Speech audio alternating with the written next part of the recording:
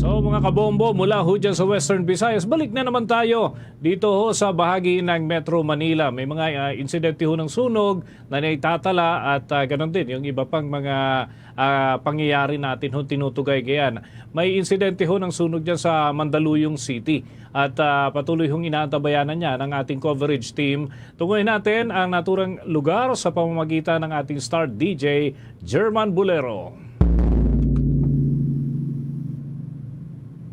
Yes, Bombo Dennis, sasalubungin nga ng ilang mga residenteng nasunugan sa Barangay Pleasant Hills sa Mandaluyong City ang bagong taong 2026 sa mga evacuation centers. Matatanda ang sumiklab at umabot sa ikalimang alarma ang sunog sa residential area ng Barangay Pleasant Hills sa Mandaluyong City noong December 12. Simula noon ay sa isang multipurpose hall na ginawang evacuation center na inilikas at pansamantalang naninirahan ang ilang residenteng naapektuhan ng sunog. Sa naging panayam naman ng 102.7 Star FM Manila sa ilang mga evacuees, ibinahagi nila ang kanilang plano sa pagsalubong ng 2026. Pakinggan natin ang ating mga naging panayam. Kasama lang po kami ng pamilya ko rito, masaya.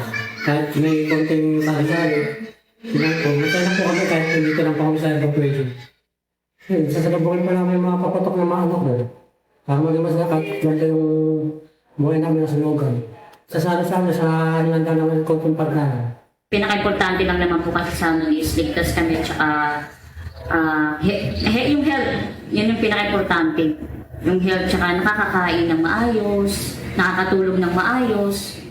Kung napapalipas, papasalamat na lang sa Panginoon ko. Yan lang handa namin. Yan ang ating naging panayam sa ilang mga nasunugan na nandito sa evacuation area sa Mandaluyong City. Sa Bombo Dennis, maliban nga sa evacuation center, dagdag pa ng ilang evacuees na nakatanggap o nakatatanggap naman umano sila ng groceries at pagkain sa araw-araw mula po yan sa local government at sa Department of Social Welfare and Development o DSWD. Sa Bombo Dennis.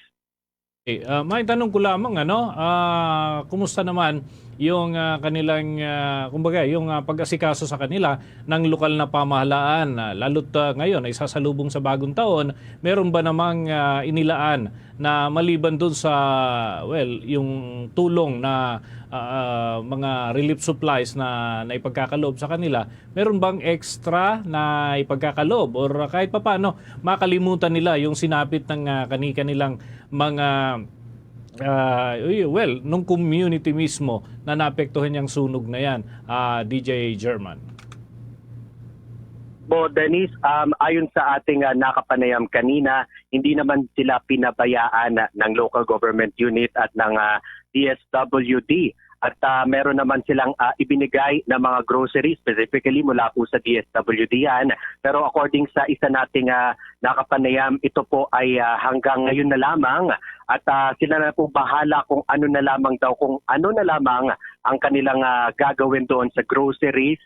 At maliban dyan ay sa pagkain sa pang-araw-araw ay binibigyan naman daw sila ng local government ng 3 beses na meal. Kada araw po yan simula December 12 na nandito sila. So mga 2 weeks na silang naninirahan dito sa evacuation center, Bombo Dennis. Okay, with that, maraming salamat DJ German at ingat kayo dyan. Yes, mula rito sa Mandaluyong City, nag-uulat Star DJ German Bolero, and this is Bombo Radio Philippines, the #1 and most trusted source of news and information. Basta Radio, Bombo!